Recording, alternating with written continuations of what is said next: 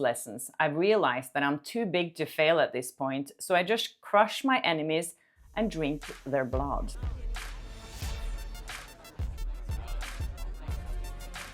Hi and welcome to Blossom Talk. I'm Kjersti Flo, and here on my channel I talk about my good and bad experiences in Hollywood and working as an entertainment reporter. Okay, first I just wanted to make a correction here because yesterday I did a story on Stephanie Jones, the publicist who's now being sued by Justin Baldoni.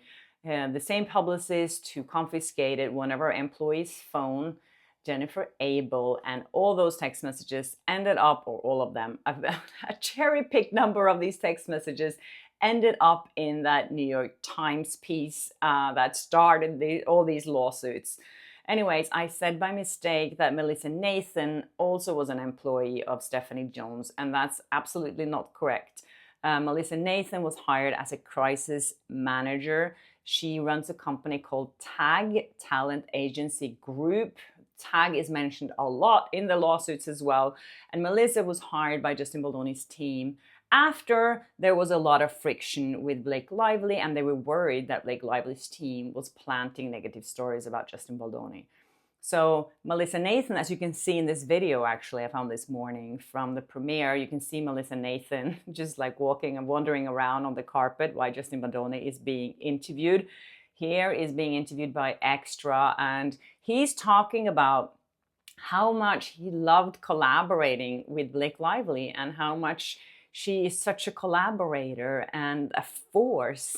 Watching it now, I'm like, wow, I cannot believe he managed to stay so calm while saying that. I'm grateful to Blake for just being a powerhouse of a performer and an amazing collaborator. Oh, she's a creative force. She's a genius. She was involved in every aspect of this production, and everything she touched, she made better.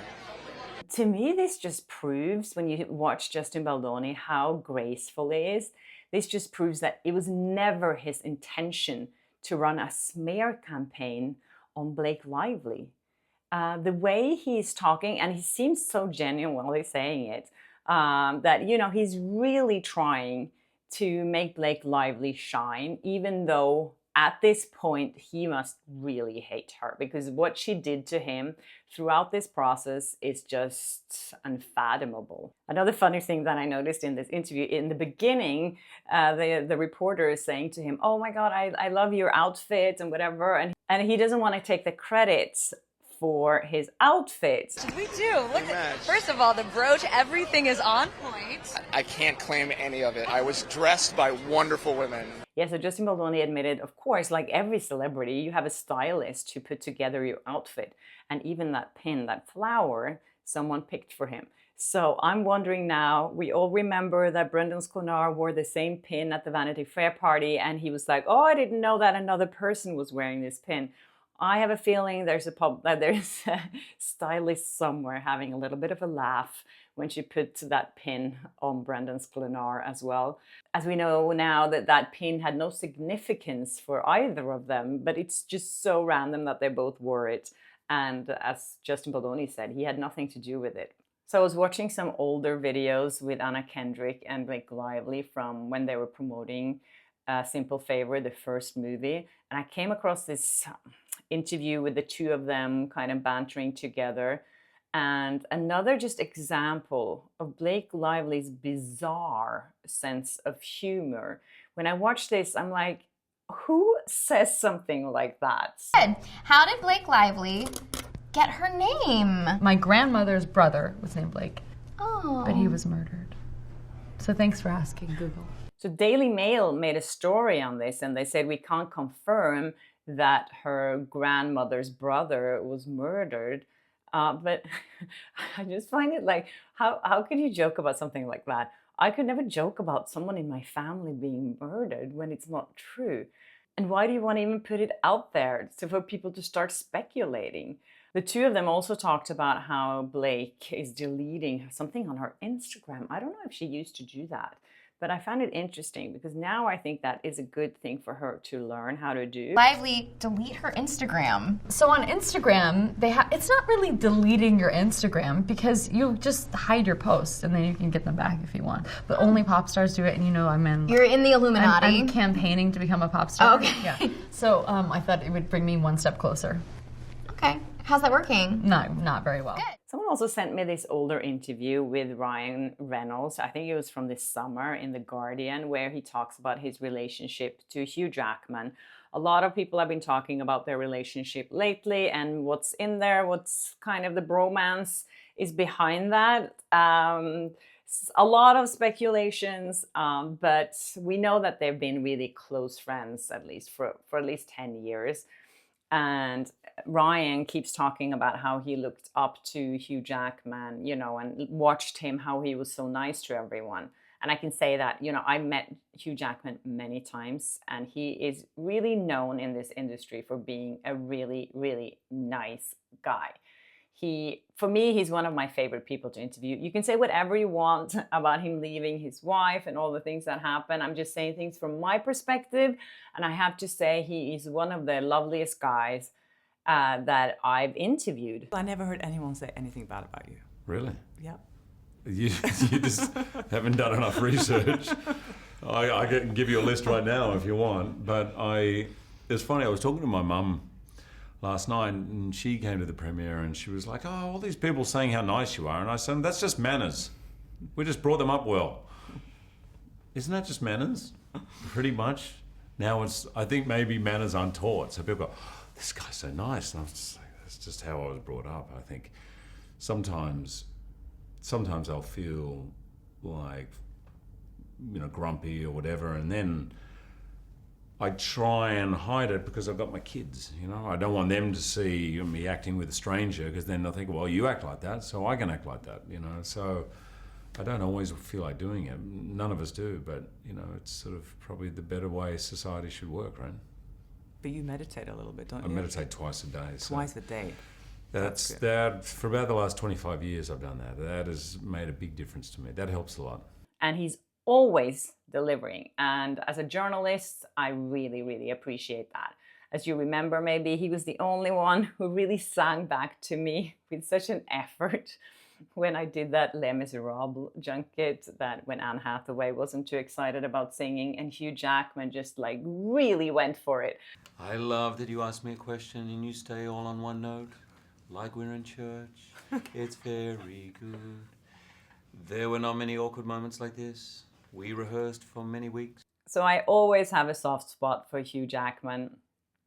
But of course now he's dragged into this drama involuntarily, and he has to stand by his friend to support him. But anyways, what Ryan Reynolds said in this interview also is the sense of humor these people have. So the quote from Ryan Reynolds in this interview is just so absurd. He says that after he talked about how much he really, look up to Hugh Jackman and how amazing he is, he says, and now that I'm so much bigger than him, I've taken many of those lessons. I've realized that I'm too big to fail at this point, so I just crush my enemies and drink their blood. So yeah, he likes to crush his enemies and drink their blood, so now we know. And then Blake Lively likes to joke about family members being murdered. I also wanted to mention another thing that, I don't know if you've seen my video about the Golden Globes. I made 2 videos about them. I had the worst experience of my career when I had a feud with the Golden Globes. I ended up suing them. If you haven't watched those videos, I'll link them below. Anyways, it was horrific. They were just the biggest group of bullies that I've ever encountered in my life, and they had a horrible, horrible reputation in Hollywood. So everyone was happy when I sued them and things came to light, and they were boycotted in the industry and they lost their TV deal, and they were just willing to give up everything to keep things the way they were and not accept any more journalists like me into their organization. They wanted to keep all of the most qualified journalists out because that meant competition for them, and they didn't want that. The organizers behind the Golden Globes were called Hollywood Foreign Press Association, so they were journalists actually that was arranging and behind this whole award show. They were accused of bullying, they were accused of being corrupt and entitled. The stars, the celebrities hated them and hated doing interviews with them. They really had a bad reputation. And one of the reasons why I wanted to join, I knew people on the inside and they wanted to make the group bigger and to get more qualified journalists in to kind of, save the brand. But it completely collapsed and they were taken off the air. And then this billionaire came in called Todd Bowley and he said, I'll buy the Golden Globes from you guys and then I'll pay you. Every individual will get $75,000 a year in salary for the next 5 years if you give me your brand. And they were like, yes, money, money, money, which is always all they thought about. They didn't care about keeping the legacy of the brand, which was, there was, a journalist organization that was organizing all this. Anyway, so they sold it to Todd Bowley, who promised them a salary. And then 2 weeks ago, he fired all of them.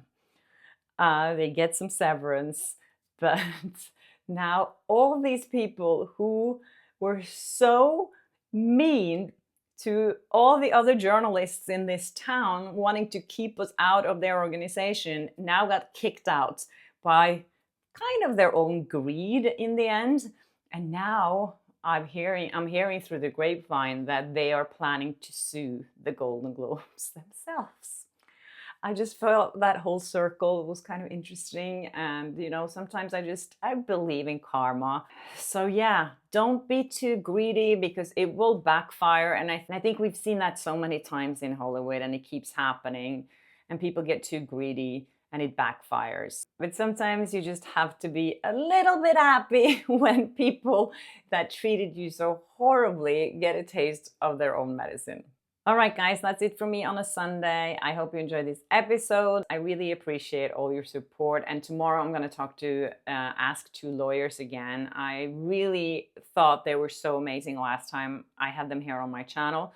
And tomorrow I'm going to ask them about, what they think about where the different parties stands at this point, if they think Blake Lively has a chance to win, or Justin Baldoni, if they think it's going to go to court, and what their strongest arguments are. So stay tuned for that.